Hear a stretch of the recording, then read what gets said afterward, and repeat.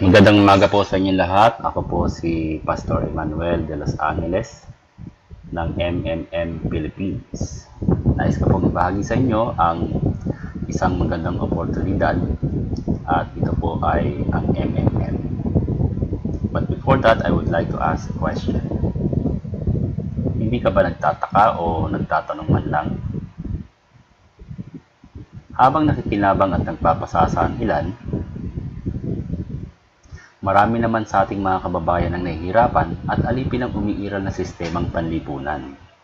Ang iba ay walang matirahan, ang iba naman po ay walang makain, at sobrang hirap ng buhay. Nagkakadakupa ka na sa katatrabaho, hindi ka pa rin yumayaman. Imbis na pag-aaral ang atupagin natin, namumroblema pa tayo sa mga bayarin. Hindi patas, di ba? Ano ba ang sistemang panlipunan na ito na sinasabing hindi patas? Ito ay ang sistemang panlipunang pinansyal. Alam mo ba na ang pera na hawak mo ngayon na hindi talaga pera? Ang tawag dyan ay IOU. May utang ako sa iyo. Bakit? Mula nang inilabas yan ng bangko, yan ay naging isang papel na kung tawagin nung araw ay bonds. Kasi, nung araw, ang gamit na pera ay ginto, pilak at mga ari-arian na pwedeng ipalit sa iba pang bagay o ang tinatawag na bartering. 4 na kambing ay kung magkaminsan kasing halaga ng isang baka o kaya ay isang tandang na manok sa isang pares ng lata ng sardinas. Ganon nung araw, hanggang pumasok ang banking system. Ano ba ang banking system? Ang banking system ay nagawa para hindi na mahirapan ang tao kada dala ng mabibigat na ginto at pilak na coins at para mapabilis ang pagbili, mataya ang tamang halaga ng bilihin at mapabilis ang pag-unlad ng ekonomiya. Paano ito ginagawa? Simple lang. Ilalagak mong yung ginto at pilak sa bangko, papalitan nila ng papel ng kasunduan o IOU, at mabilis mo lang magagamit ang IOU na papel sa mga transaksyones mo. Maganda, di ba? Ang bangko na yung pinaglagakan ng pera ang may pagkakautang sa iyo. Depende sa inilagak mong halaga ng ginto o pilak. Subalit, sandali. Ano bang naging problema? Ganito yon. Ang bawat ginto na inilagak mo ay may katumbas na pera o currency noon. Dolyar sa US sa panahon natin ngayon. Subalit sa kasamang palad, dumating ang panahon na wala ng katumbas ang pera natin sa gold reserves. Kaya mga ginawang pera mula nung time na wala ng supply ng gold ay hindi na kasing halaga o wala na talagang halaga sa ngayon. Ito ay tinatawag ng currency o fiat currency. Kasi nga, umiikot na lang siya nang may magagamit sa transaksyon sa araw-araw. At ang nakakalungkot, pag pinalitan nila ng bago ang currency natin na di na ito mahalaga makalipas ang ilang panahon at papalitan na naman nila ng bagong currency. Teka muna, ano ang hindi patas doon? Bakit hindi patas? Gumagawa ng trilyones ang bangko sa tuwing gusto nila habang tayo hirap na hirap magkaroon nito. Habang pinagtatrabahuhan nating kumita ng kahit kaunti, sila naman ang pinakamaraming ari-arian at malalaking gusali sa mundo at ang ginagamit ay ang perang ginawa nila out of thin air. Ay, nagets mo na hindi talaga patas. Para mas lalo mong maintindihan, panoorin ang mga sumusunod na video sa youtube.com. Money vs. Currency, Hidden Secrets of Money, Episode 1 ni Mike Maloney. The Biggest Scam in the History of Mankind, Documentary, Hidden Secrets of Money, Episode 4 ni Mike Maloney. At ang The Invention of Money and Currency. Buti na lang, dumating ang MMM. Dahil sa MMM, ibinigay sa kamay ng mga taong sistema ng bangko para mapairal at may palaganap sa mundo ang patas na pamamaraang panlipunang pinansyal. So dahil sa MMM, patas ang labanan.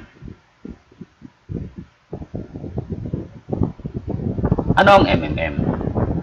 Ang kahulugan ng MMM ay Mabrody Mondial Money Box. Ito ay pinangalan sa pundador nito na si Ginoong Sergey Mabrody. Si Ginoong Sergey Mabrody ay isang engineer, mathematician, at isa po siyang negosyante. At siya po ay tinawag sa Russia na legendary hero sapagkat siya po ay gumagawa ng mga magagandang bagay para sa bansang Russia. At isa na po itong MMM. Ano ang MMM? Ito po ay hindi isang bangko. Ang MMM ay hindi nangongolekta ng iyong pera. Hindi isang online business, HYIP o High Yield Investment Program. Hindi rin po ito MLM program. Ang MMM ay isang komunidad kung saan ang mga miyembro nito ay nagtutulungan sa isa't isa. Kung ikaw ay Pilipino, mas naintindihan mo to sa salitang bayanihan. Sa loob po ng 4 na taon, noong 2011 until now, meron na po tayong 107 bansa na nagtutulungan para sa advokasiyang ito. Ito po ay na-establish noong 2011 at mahigit na po 138 milyon participants sa buong mundo ang kasali dito. At isa pa po dyan ay 30% po kada buwan ang itinataas o binabalik na porsyento sa donasyon na binigay mo. Ibinibigay ng MMM ang isang technical basic program na makakatulong sa milyon-milyong miyembro sa buong mundo para mahanap ang mga miyembrong nangangailangan ng tulong at ang mga miyembrong handang magbigay ng tulong ng libre. Ang lahat ng pera na binigay bilang tulong ng isang miyembro ay binigay ng kusa sa kapwa miyembro. Paano gumagana ang sistemang ito? Ang MMM ay isang komunidad ng mga tao na nagtutulungan sa aspetong pinansyal na ginagabayan ng prinsipyo ng pagbibigayan, pagkakawanggawa at kabutihan. Sa MMM, hindi kinakailangan ng gumawa ng kontrata at ipangako ang iyong mga pag-aari. Ang buong sistema ay napakasimple. Kapag ang isang miyembro ang humihingi ng tulong, may isang miyembro na tutulong. Ang nag-iisang bagay na hiningi ng MMM sa mga miyembro nito ay ang maging totoo at mabuti sa kapwa miyembro nito. Importanteng malaman, ang MMM ay walang central account, kung saan pwedeng pumasok ang lahat ng pera at kung saan madali rin itong manakaw. Lahat ng pera ay nasa banking accounts lang ng mga miyembro at ito ay nililipat ng bawat miyembro diretso sa isa't isa na walang sinumang may tungkuling pumagitna dahil hindi na ito kailangan. Ang tungkuling ginagampanan ng MMM ay ang masigurado lang ng kaisan sa sistema at wala ng iba. Paano ito gumagana? Ipahayag mo ang iyong pagpahayag na magbigay ng tulong, i-click sa iyong personal office o PO ang magbigay ng tulong o provide help. Matapos nito, ang iyong account ay mai-credit ng Mabro ang panloob na pera ng sistema. Ang halaga ng Mabro ay magsisimulang lumago sa sandaling ang kahilingang magbigay ng tulong ay nilikha. At ang antas ng paglago ay mula 20% hanggang 100% sa bawat buwan. Ang pagkalkula ng paglago ay nangyayari sa bawat araw. Lalong-lalo na po ay makikita niyo po ito tuwing Martes at Huwebes. Ang kabuuang halaga ng Mabro ay katumbas ang halaga na maaari mong hilingin na tulong o i-withdraw. Anong ginagamit na currency ng MMM? Kung sa Pilipinas po ay peso, sa Saudi Arabia ay rial, kung sa Amerika po ay dollars, sa Japan ay yen. Sa MMM naman po, ang ginagamit po natin ay Bitcoin. Bitcoin ang ginagamit ng MMM. Bakit? Kasi ang Bitcoin ang pinakakilala ngayong pera na ginagamit sa internet at kung tawagin ito sa ngayon ay internet o digital currency. Legal ba ang gawain ng MMM? Ang MMM ay hindi isang negosyo, korporasyon, business project, financial institution o MLM, kaya ito ay walang formal na organisasyon at legal entities. Walang sariling financial accounts o anumang aktibidad na nakatago, walang anumang gawaing pangkomersyo at hindi nagbibigay ng investment o consulting services kaya wala nang pangangailangan pa ng pagre-rehistrong permit o lisensya. Ito ay isa lamang social financial community kung saan ang mga pribadong individual ay voluntaryong nagtutulungan ng libre at walang anumang mga kasunduan, kondisyon, garantiya o pangako. Ang mga miyembro ay wala ring pinansyal na kaugnayan sa MMM community at sa bawat isa lamang. Ang kalahok na gustong magbigay tulong ay kusang loob na sinasadyang direktang maglipat ng pera patungo sa kalahok na humihingi ng tulong. Wala ring international o local legal system ang tahasang nagbabawal sa pagbibigay ng tulong sa kapwa. Ang karapatang magbigay ng regalo o tulong ay bahagi ng right to private property ng bawat individual. Sa makatwid, ang MMM ay lubusang legal at walang nilalabag na anumang batas. Mayroon lamang paglipat ng pera mula sa isang pribadong individual patungo sa isa. Ito ay dahil gusto lamang nilang gawin at sila ay naniniwala na isang mabuting gawain ang tumulong sa kapwa. Ibig sabihin, ito ay isang mutual na benepisyo. Subalit sa bansang Pilipinas, ito ay rehistrado sa Securities and Exchange Commission o kilala bilang SEC o SEC. Ang layunin ng MMM ay hikayatin ang mga di magkakakilalang pribadong individual na magbigay tulong sa isa't isa ng walang anumang kondisyon o pangako gamit ang framework ng isang mutual aid bank. Layunin din itong makatulong sa pagbabago ng kasalukuyang karakter ng pagdaigdigang socio-economic relations kung saan ang mga mayayaman ay lalo pang yumayaman at ang mga mahihirap ay lalong nababaon sa kahirapan. Hindi kagaya ng mga charitable institutions na tinutulungan lamang ang mga taong nasa mahirap na sitwasyon, ang MMM ay may reciprocal assistance. Lahat ay pwedeng tumulong at humingi ng tulong. Ang ganitong konsepto ay magbibigay daan sa isang mas makatao at may pagkakapantay-pantay na lipunan. Ngunit kung ang layunin mo sa pagsali sa MMM ay ang yumaman, mabibigo ka lamang. Tanging hangad ng MMM ay ang isang disenteng standard of living para sa mga kasali sa MMM community upang sila ay di na lubusang magpakaalipin sa pagtatrabaho para lamang kumita ng pera. Meron pong tinatawag na bonus program sa MMM. Ang MMM community ay may 4 na bonus programs para sa mga kalahok na aktibong nagpapalaganap at nagpapakilala ng MMM sa ibang hindi pa miyembro. Unang-una po ay ang referral bonus. Makakakuha ka ng 10% bonus sa bawat provide help na gagawin ng mga direct referrals mo.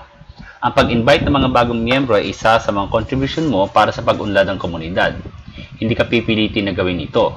Ngunit, dapat ding maunawaan mo na ang pag-imbita ng mga bagong miyembro ay isang paraan upang magpatuloy ang gawain sa MMM community.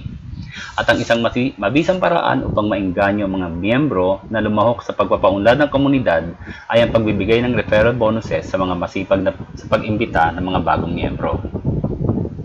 Manager's bonus po ang tawag sa pwedeng gumawa ng sarili nilang multi-level structures at makakatanggap ng bonuses galing sa donasyon ng lahat ng mga miyembro ng structure na kanilang binuo.